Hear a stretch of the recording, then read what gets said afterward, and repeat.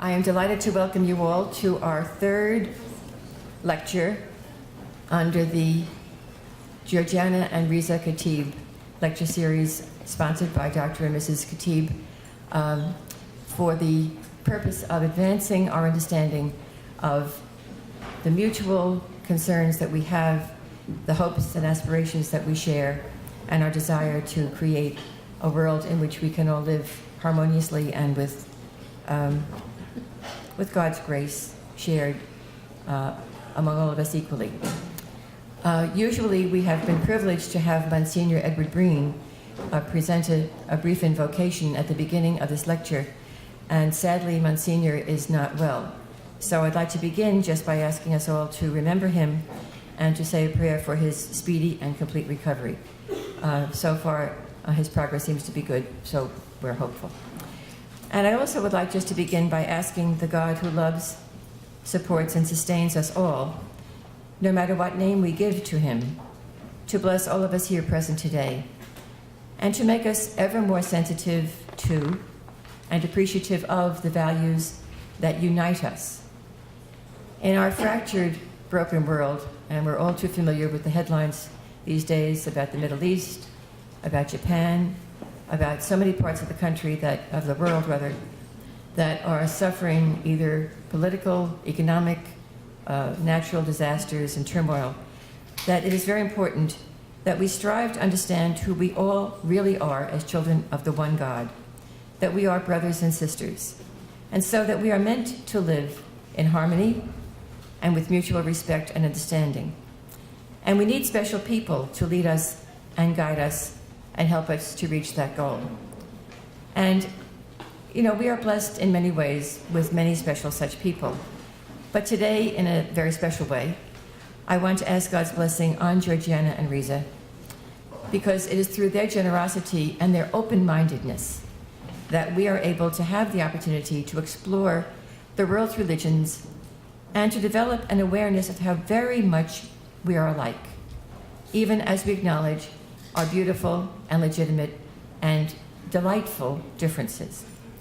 So in a very real sense, Dr. and Mrs. Khatib are the reason we are here today, because they believe in the power of intellectual discourse and civil dialogue to address the problems of our conflicted world.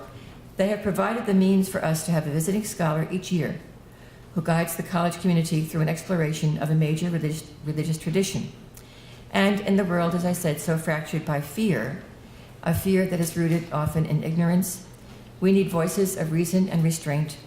And above all, we need to know more about each other so that we can bridge the chasms that fear creates between us. So in many ways, the Khatibs model the harmony and graciousness that should exist between and among all people. In their own lives, they unite two major religious traditions, certainly with mutual respect, appreciation, and deep love. So it is that respect and appreciation that we hope will characterize our students and all who benefit from the Khatib lecture and chair. And so in the name of the entire community of St. Joseph's College, I thank them for their exceptional gift and for all the good it is doing for us here at St. Joseph's. So please join me in thanking the Khatibs.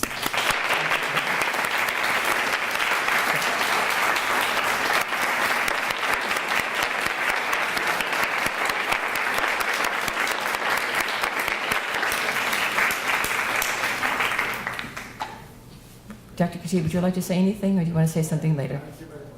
Oh, okay. Now it is my privilege to introduce our speaker today, Dr. Kyung Chung. I hope I said that right. The third holder of the Khatib Chair. Dr. Chung is currently an associate professor of ecumenics and world Christianity at Union Theological Seminary in New York, from which she holds her doctorate. Dr. Chung is somewhat of an untraditional scholar because she is both a Christian theologian and a Buddhist Dharma teacher of Korean Zen tradition. Now, if that's not wide-reaching and embracing, I don't know what is. For example, she tries to synthesize the wisdom of the worldwide people's movements. She tries to incorporate spiritual legacies of different world religions, to insert critical academic analysis because she is, above all, a teacher, And she also inserts the power of art in her work because she loves beauty and harmony and all that that represents as part of our humanity. Dr. Chung has always taken both a theoretical and experiential approach to her work. And, for example, she lived 1 full year as a temporary Buddhist nun in a monastery in the Himalayas, which I think was one of her most adventurous and challenging experiences. And just recently, she spent 6 months at another monastery in Korea, where she was meditating and reflecting on many of the topics that interest her. So she's a person who not only talks the talk, but she certainly walks the walk. She also visited 18 Muslim countries, spent a year doing that, to speak with Muslim women who were involved in peace movements. And as this obviously exemplifies, it was kind of for her a pilgrimage to immerse herself in Islamic spirituality and to really focus on the emphasis that Islam does have on peace. And so in many ways, she is really a wonderful synthesis of all the things that we hope that the Khatib Chair will bring to life and bring to spirit for our students and the whole college community. Dr. Chung is a scholar, so she has published several books. She has produced award-winning TV programs and cultural events, and she has presented at conferences literally all over the world, too many to note. In all her endeavors, though, she strives to promote peace with justice, harmony and beauty among different people and conflicting traditions, the very goal and purpose of the Khatib Chair. And so I am very pleased to welcome Dr. Chung to St. Joseph's College today.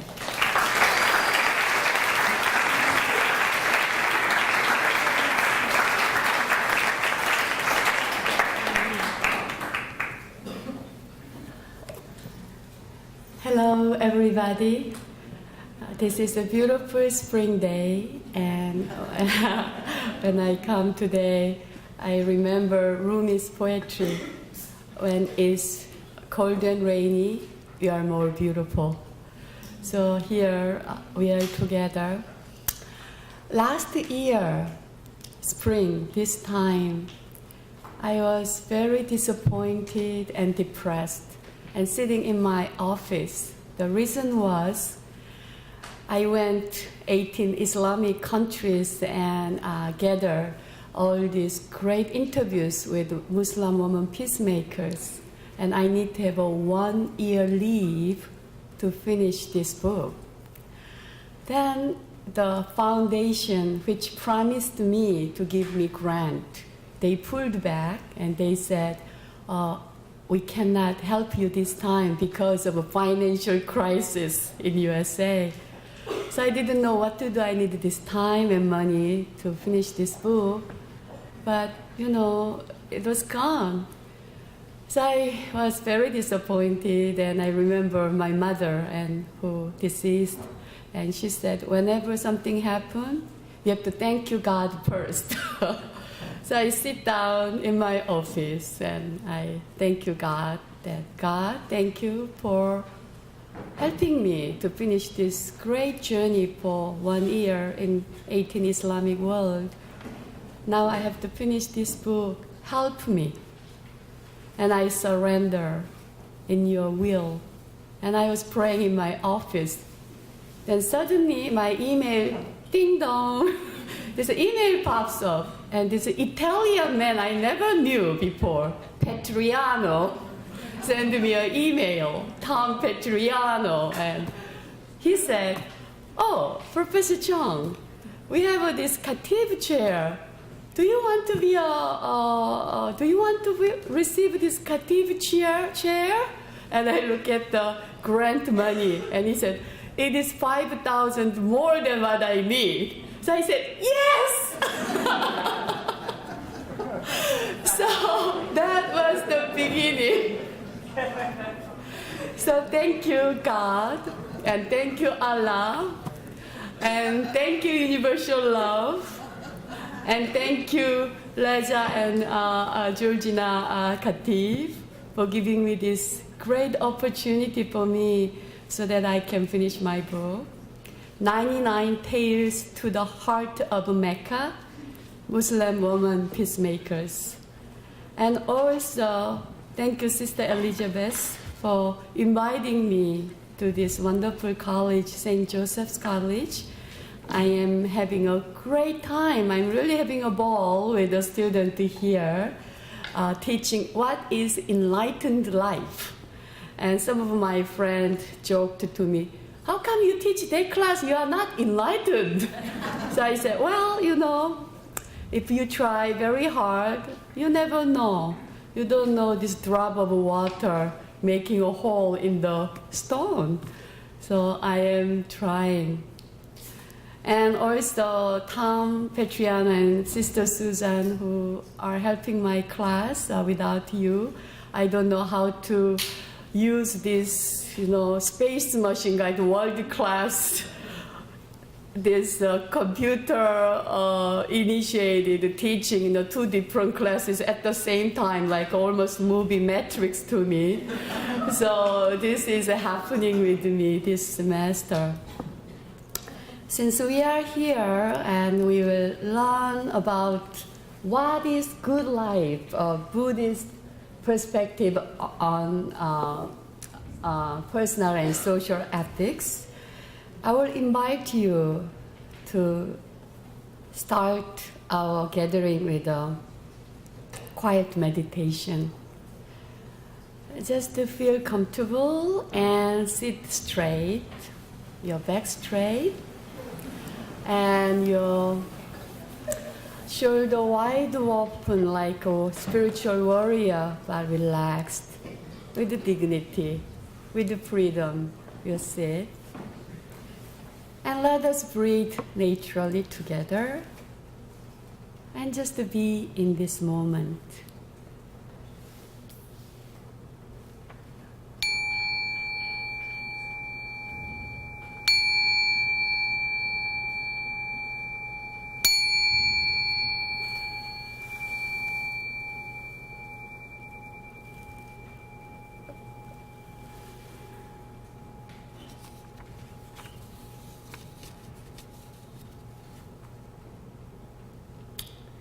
Breathe in, breathe out. Breathe in, breathe out.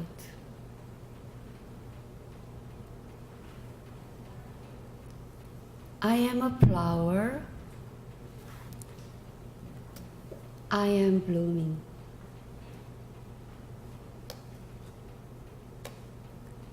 I am the dew. I am fresh.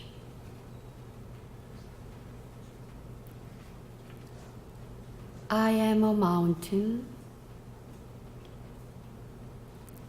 I am solid. I am the earth. I am firm. I am free. I am free. I am free.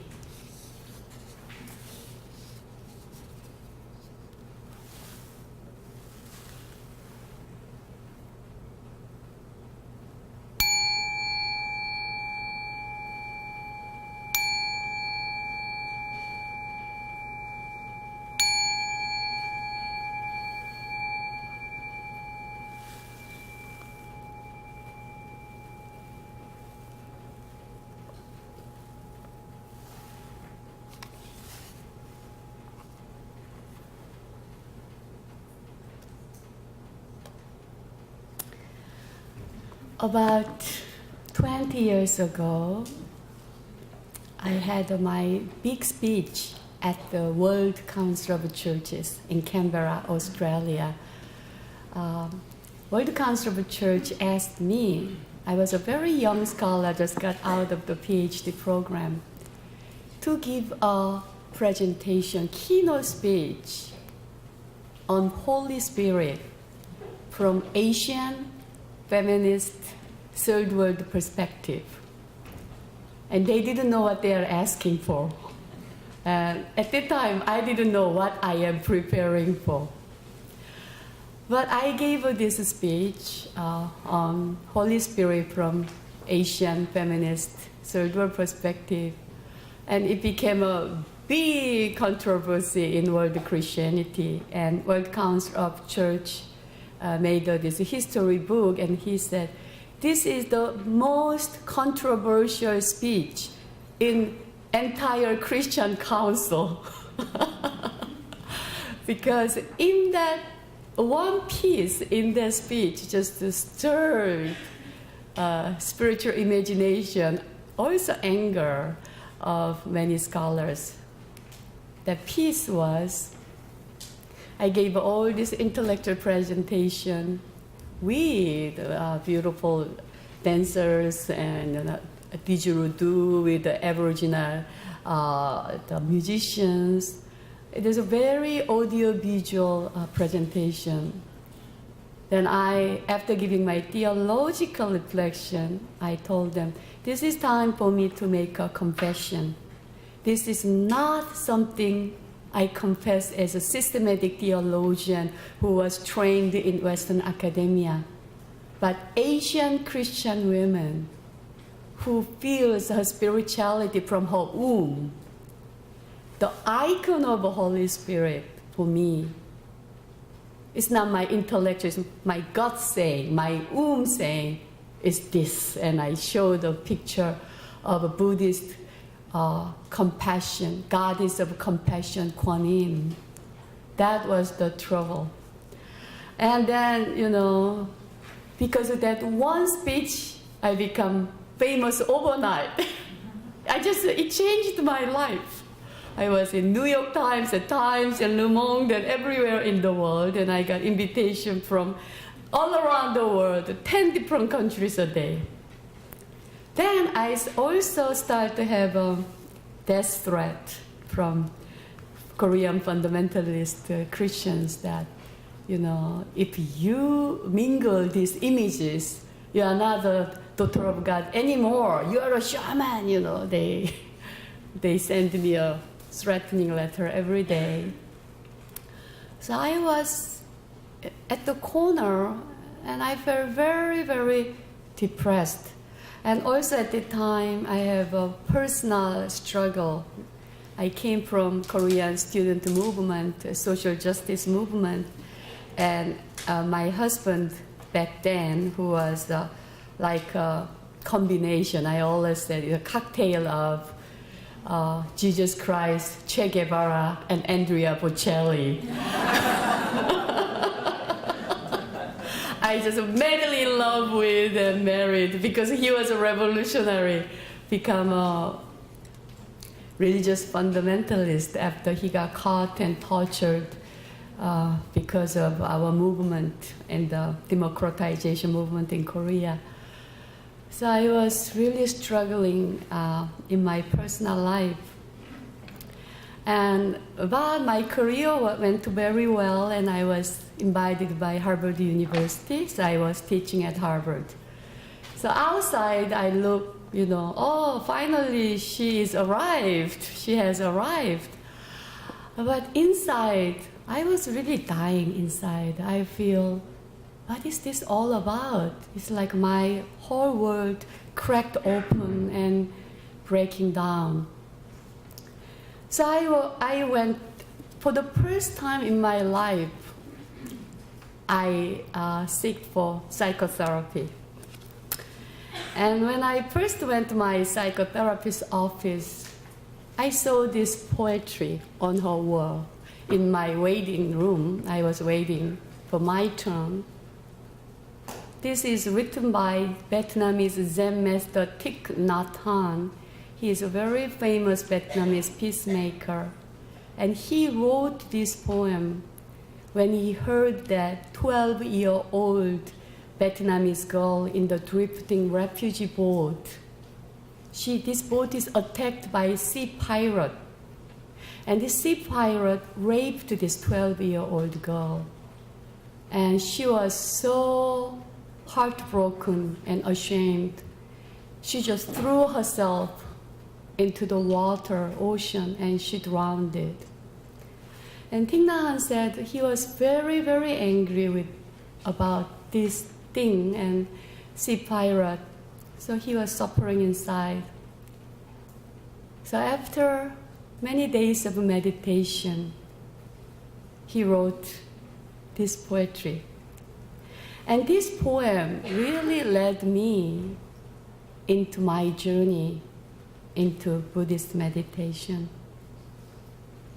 So I will read this poem for you. Call me by my true name. Don't say that I will depart tomorrow. Even today, I am still arriving. Look deeply.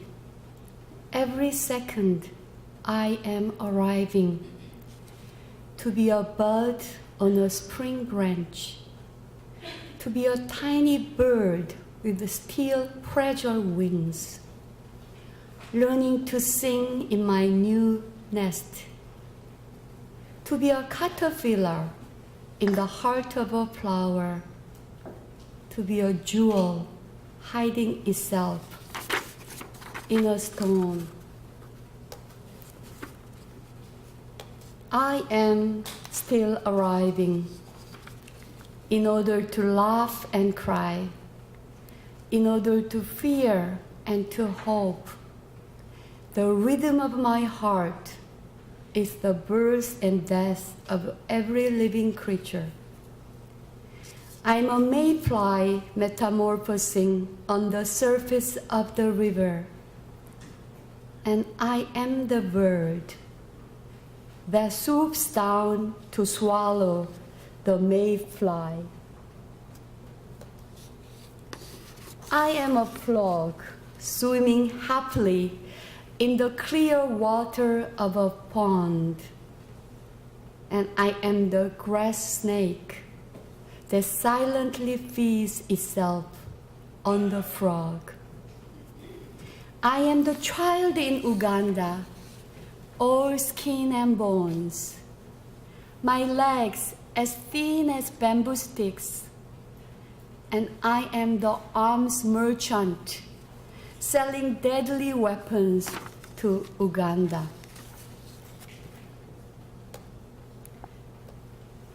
I am the 12-year-old girl, refugee on a small boat, who throws herself into the ocean after being raped by a sea pilot.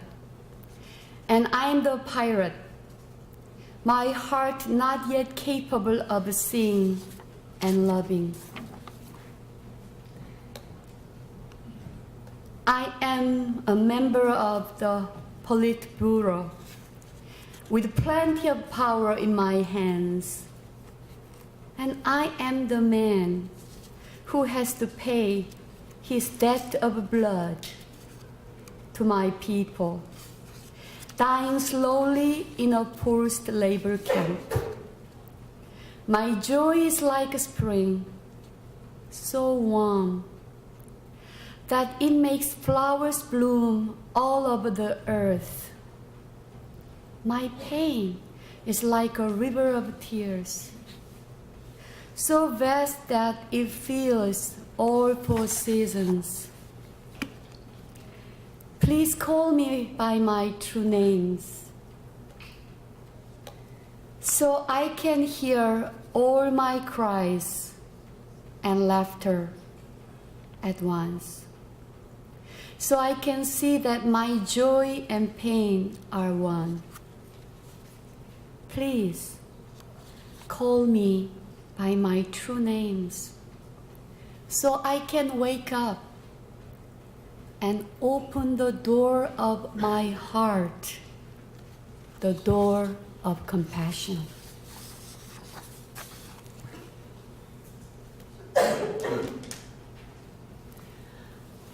When I read this poem at my therapist's office, I became angry. I understand caterpillars, frogs, snake, but I don't understand why this raped 12-year-old girl is also a sea pirate. Because I'm too identified with women suffering in this world. And I just told myself without understanding him, this man is wrong. Sea pirate and this 12-year-old girl who threw herself into the ocean. You cannot identify these two people. You know, these so-called holy religious men, they are so much in the monastery, so they don't know what's really going on in this world. So I was angry, and I said, one day I'm going to meet him and I'm going to tell him he was wrong. Then I had therapy, and my therapist told me, you know, you will love this monk. He is a really great teacher. You will really love this teacher. So I said, really? And she said, yeah, you will really love him. And something stirred me. So I went to see him. He was located in Bordeaux, France. So in my spring vacation, I got a ticket and I flew to France to meet this guy. And they have a special seminar for Buddhist psychology for therapists. So they will have an evening lecture and they will have a 1-week retreat. And I was waiting for him in a very small French chapel in Bordeaux. Our meeting will start from 7 o'clock, but I went there 5 o'clock because I want to sit on the front row, and I'm going to challenge him from the front row. You know, you cannot identify with this suffering victim, whether this perpetrator and victims are not the same. So I was sitting there, and 7 o'clock arrived, and this old man, Thich Nhat Hanh, almost 70, walked in very slowly with many monks and nuns from the back door of the chapel. And I look at this very old, skinny man for the first time in my life. And I start to cry without no reason, any reason. I just start to cry. It become a little tears, then it become a sobbing, then it become a wailing. I don't know where does this my wailing come from. So I was crying like a little baby without knowing why I was crying. And his Dharma talk was great. His Dharma talk really opened my heart. Then next 10 days, we have this retreat, meditation and Dharma talk, walking meditation in the orchard. It's a beautiful time. And I had a very strange sensation. My sensation was, some scene from the Bible just popped up. You know, there is a woman who suffered so much with this blood. And she just felt only if I touched the garment of Jesus, I would be healed. I have that kind of feeling. Only if I touched this monk's garb, I could be healed. You know, I'm a very intellectual person, but at that moment, something really stirred me. So next day, when we have a walking meditation, I went just behind him and grabbed his garment. Maybe this is my, totally projection, placebo effect. I relieved from so much suffering from that encounter with him. Then from that moment, I really pay attention to learn Buddhist meditation and Buddhist teaching. I didn't expect 20 years later I will become an ordained Buddhist Dharma teacher. But it was not in the plan. But something invited me to walk into the Buddhist water as a Christian theologian. Many Buddhist teachers talks about good life. What is good life? my direct teacher, Korean Zen Master Sung San, said, you can, in a nutshell, what is Buddhism? Buddhism means enough mind. Wherever you are, whoever you are, whatever you are, you have this satisfaction. Yes, it is enough. Then that is a good life. So there is a tale in Korea. This mother has two sons. One is selling umbrella, one is selling salt. So mother is crying when there is sunshine because he's worried that his son who is selling umbrella cannot sell umbrella anymore. And mother is also crying when rain comes. She's worried that his son who is selling salt cannot sell salt anymore. But if you just sweep that and if it's rain, you have to smile because, wow, my son is selling umbrella today. And it is sun shining. Oh, my another son is selling salt today. And he said, if you attain this enough mind, you can have a good life. And Dalai Lama, I have been working with the Dalai Lama for the last 15 years in International Interfaith Peace Council. And I invited him to Riverside Church to have a big international peace summit. Peace is possible summit. So I invited him. So, he was on the podium in the Riverside Church. He's going to give this profound lecture on peace. And he went up and he said very simple things for this keynote speech. He said, we want peace because we want to be happy.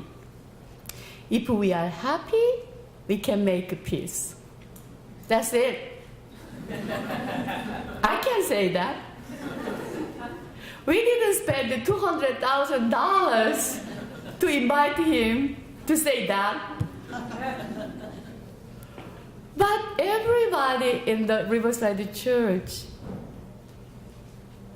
was stirred by his very simple teaching. Why?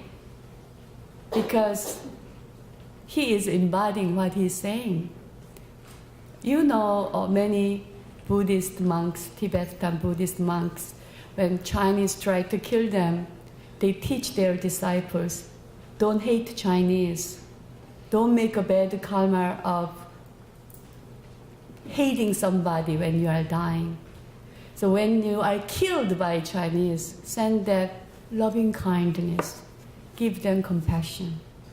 So in your last stage of life, you cannot control this power who can kill you, but you can control what kind of state of mind you can go to the death and you can come back with another kind of life. So, Buddhism is become happy. How we attain to be happy? So we can be a peacemaker, not just by talking peace, but being peace. And one of my teachers, Vietnamese monk Thich Nhat Hanh, said, there is no way to happiness. Happiness is the way. Don't seek happiness. Happiness is not goal. Happiness is moment by moment choice and process. And there is no way to peace. Peace is not there. Peace is moment by moment, your choice of being peace and making peace. So today, in order to talk about Buddhist perspective on good life, ethics, life, I will give you little intro course on what do Buddhists teach about what life is. Buddhists said life is suffering. Christians do not like this. because I came from very happy Christian family and my church was wonderful. So for me, until my university days, I thought life is a playground, life is fun, life is a feast. And really thing I remember from the Bible is I came to this world to give you life, the fullness of life. So Christianity for me always coming to do with fullness of life and feast of Kana. And all these things are my image of Christianity. And Buddhism, the first noble truth is Buddhism is life is suffering. It means they believe life sucks. So when I first went to have a dialogue interview with the Zen Master Seung San in Cambridge, Massachusetts, I was going through my very difficult divorce process. And I didn't know whether I should stay in marriage or I have to leave marriage. And I talked to my minister and he said, "Oh, your husband is your cross. Everybody's carry their cross and you have to carry your cross." And I talked to my priest friend, Catholic priest, "Oh, you have to love your husband like a Virgin Mary loved Jesus Christ." So I was sitting there. I'm not a mother. I'm his wife. How could I should love him like a mother? Then, I just couldn't get the answer. So I talked all this story about my husband become a fundamentalist and I don't know how to make our life together. I have all my soap dramas of life to Zen Master Seung San and he just listened to me. And after I finished this crying and talking and compassion, he said, "So?" So I said, I am suffering. And he said, "So, the first noble truth of Buddhism is life is suffering. Everybody suffer. Why you think you are so special?" I was so angry and mad at him. I said, "This monk doesn't know psychology 101. He doesn't know pastoral counseling 101. He doesn't have any pastoral sensitivity. That's why Buddhism sucks. I don't want this. I will just go." But something really stuck in my heart. And I felt, maybe he's saying something to me. And he said, life is suffering and everybody suffers. And you just start to understand what life is. So go to the Dharma room and start to meditate. Sit quietly and look into yourself deeply and see what is there. It was a great teaching, and I saw so much in my meditation. And they also say, second noble truth, suffering comes from attachment to the three poisons: greed, anger, hatred, ignorance. This is the three poisons which make us suffer. We are all human beings. They have this attachment. They just cling to what desirable. And we are suffering because somebody hurt us. We have anger, hatred. And we suffer also because we have this illusion that what if I have a great partner, I have a great job, I have money, I have fame, I will be happy. All these illusions made of suffer. But Buddhism gives us a way to get out of this suffering. Liberation from suffering is possible by non-attachment. You learn how to not to cling to this greed, anger, hatred, ignorance. You can be free. And when you are free, in order to be free, you have this eightfold path that make you really on the path of liberation, which is right understanding, So we have to learn how to not to be prejudiced, right thought. We have to learn to see everything as it is, right speech. We don't blame others, we don't make a bad mouth about others, we don't lie about others. And right action. And we make a right action, whatever right action that very moment. 5, right livelihood. We have to have a good life, good job, which means we shouldn't make a living out of torturing and hurting other peoples, or making armament to kill other peoples. And 6, right effort. When we are on the path of liberation, we have to make our own practice, whether it's a prayer, bowing, meditation. We have to make an effort, or running in the park. 7, mindfulness. Pay attention, whatever you do, your body, your mind, your heart. Right concentration. When you do something, only do it. Multitasking is what Buddhists do not do.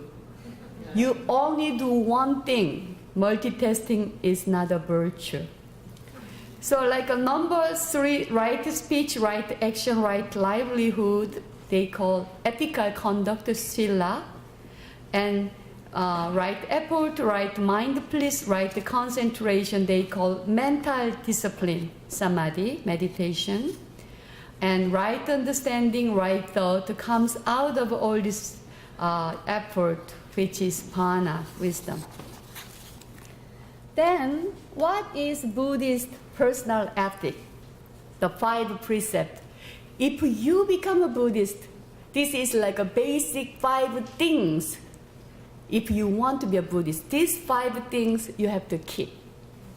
It's a personal ethic. The first, I vow to abstain from taking life. Don't kill. If not just the human beings, animals, and unnecessarily killing trees and water, even air, mountain. All this killing, we have to stop. The second, I vow to abstain from taking things not given. Another word, don't steal. It's not just really stealing, robbing the bank, but desire something which is not given. Don't do that. Like taking somebody's boyfriend, girlfriend, don't do that. Or, or taking somebody's idea and saying as if it is yours. Don't do that. And the third, I vow to abstain from misconduct done in lust.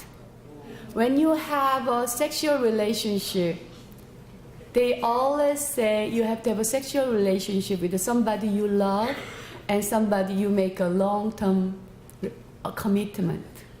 Otherwise, it's not really empower and make us grow in our spiritual path. It really make us regress in our spiritual path. And the fourth, I vow to abstain from lying. So lying is not just real lie. Even Buddhists, they ask us not to do white lie because it is a habitual. So even you start to have a white lie, you start to do real lie. And the fifth, I vow to abstain from intoxicant taken to induce heedlessness. So it means you don't get drunk. In Buddhist tradition, they have a very different interpretation on this, like a Thich Nhat Hanh's order, no alcoholic at all. But my teacher, James Sung San, he's like a hippie kind of monk. And he said, well, you shouldn't drink, of course, but you can drink if you need as a medicine. And they also say very clearly that this 5 precept is something we have to keep personally as a Buddhist.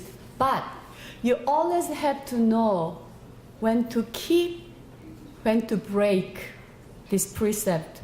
even you shouldn't be a slave of your precept because you are a master of yourself. So James Seung San gave a very good example. This deer is running and hunter is following the deer. And you saw the deer running this way. And hunter came to you and asked, where did the deer go?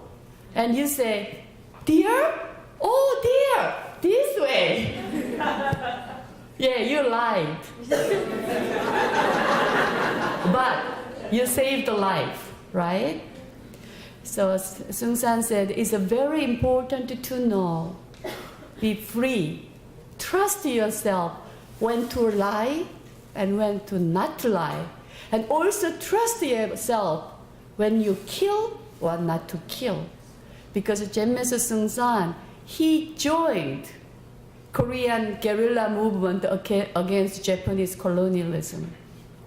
And also I have a great respect for German theologian Dietrich Bonhoeffer.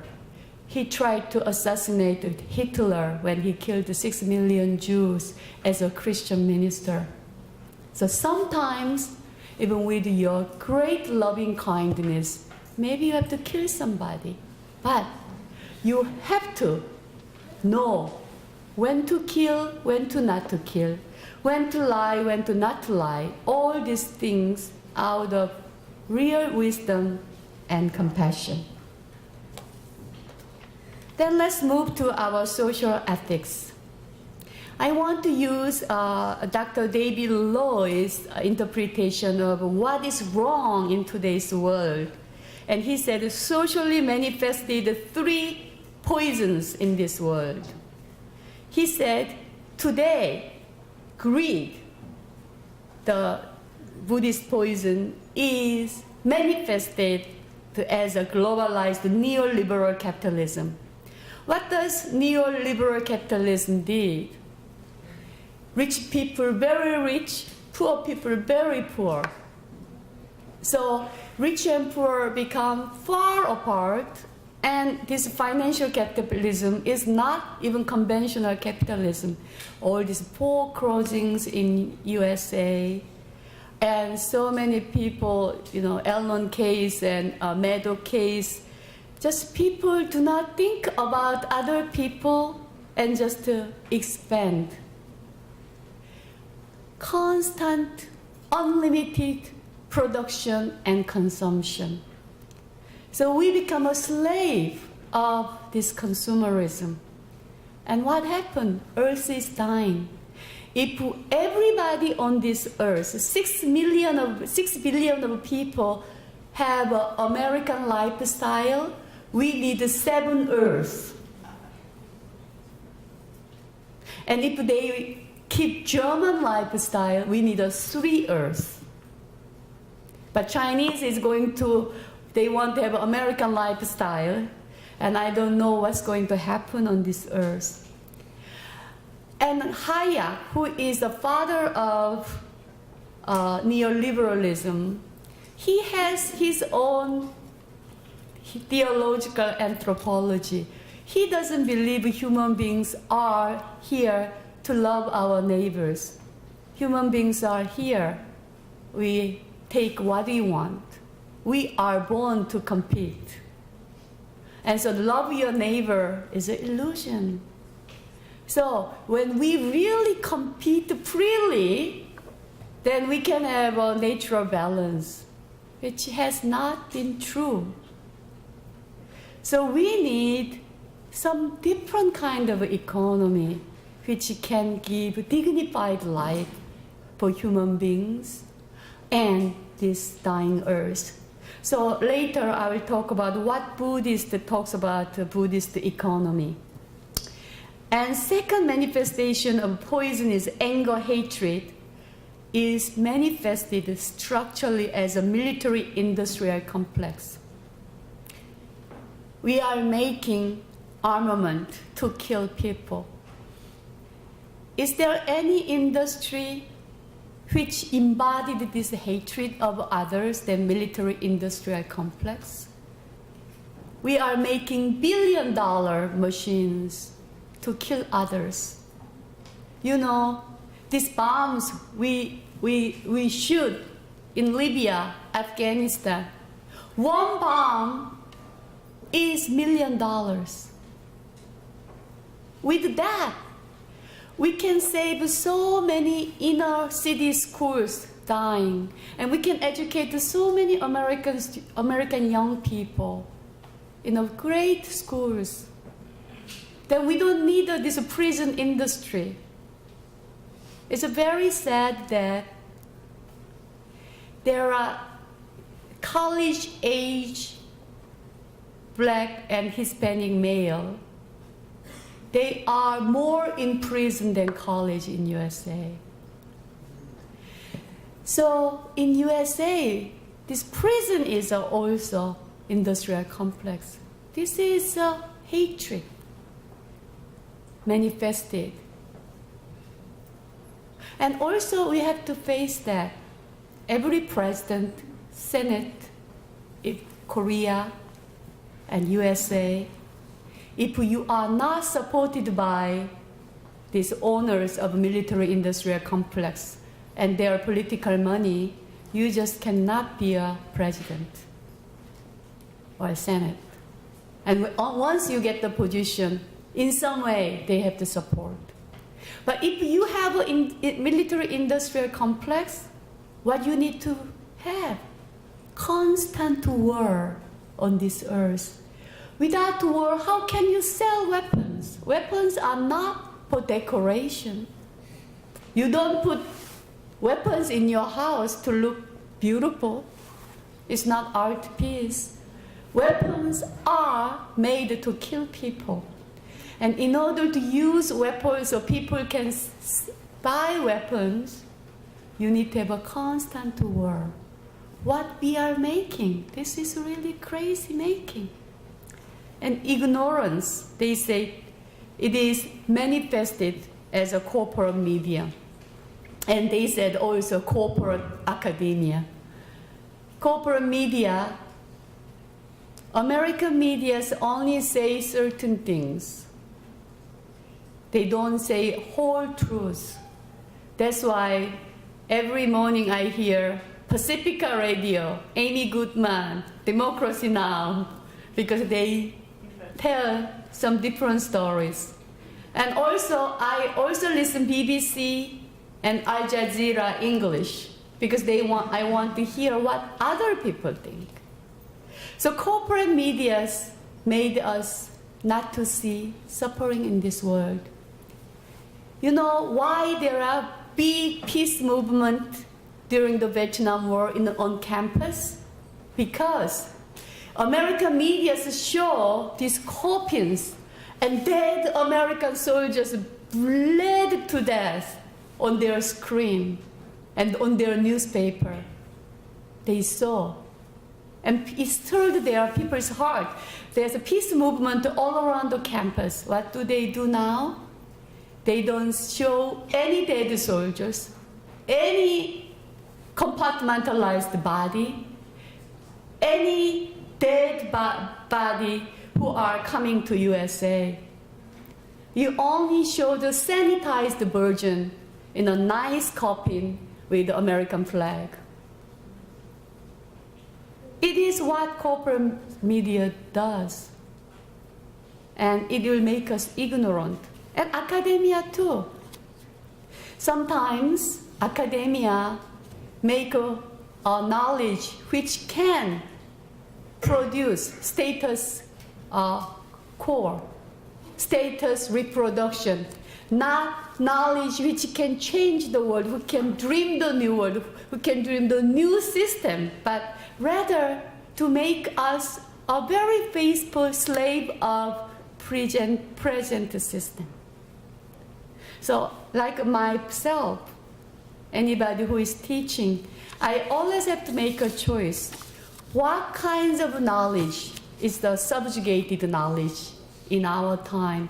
What kinds of knowledge are not taught at universities? It is hidden and it is censored. I deliberately to choose that and open it to my student. So they know what is happening in the world. And there are some philosophical grounds for Buddhist personal social ethic. The first one is no self. I have to go back. Yeah. The no self. No self means in Buddhist anthropology, there is no separation between I and thou. And there's no enemy. Jesus said, love your enemy. Buddha said, there's no enemy. Enemy is you. And interbeing. What is self? Our idea of self is selective memory of our arbitrary combination of our memories. And Buddhist teaching of no self means you are really open and you are you because of other person. So we are all interbeings. And when we really attain, we are not individual, autonomous self. Like Descartes said, I think, therefore I am. And Buddhist said, I don't think, therefore I experience. So when we know I and you are not separated, then compassion and solidarity comes out of this understanding. Then emptiness. Emptiness is very misunderstood in Western world. Many people think emptiness is nothing and it is kind of nihilism. Oh, life is empty. It's not psychological emptiness. Emptiness means empty of what? Empty of unchanging, substantial identity. Nothing in the world have this unchanging, substantial identity. So empty means, in other words, means interconnectedness of everything, fullness. So in Heart Sutra, we said emptiness is fullness and fullness is emptiness. So no unchanging eternal substance is not there. So out of this emptiness, this openness, we can have a wisdom, freedom, openness, new possibility, and no prejudice. And also karma. Karma means what goes around comes around. Totally. There's no exception. You are responsible for everything happened in your life or society. So we cannot say, oh, our president did this. No. We chose that president. We elected that president. Then we have to help that president to make a right decision. And some people, why it happened to me? Why it happened to me? It happened to me because I have to learn something from this, or my previous life made me to do this. So now I have a choice. What I do about what happened to me. And dependent origination. It means if I exist, that exists. If I cease to exist, that cease to exist. It means if I hate you, you hate me. I stop hating you, you stop hating me. And if I love you, you love me. It is just an instant cause and effect. That's why we have to be very careful of what our words and deed. And another thing is impermanence, which means in Buddhism nothing is eternal. That's why impermanence is so good. We think our pain never goes away, they go away. And we think bad system never goes away. No, they go away. So yes, another world and another self is possible. So Buddhist practice, we have alternative practices. So Buddhist economy, which overcome neoliberalism, is a enough mind, elegant simplicity, small local economy, which is a harmony with nature. Think about Earth's sustainability and eco-justice. So everybody can benefit. Then military-industrial complex, all this military budget, if we change it to humanitarian sharing, Thich Nhat Hanh said, if we use half of our military budget to make the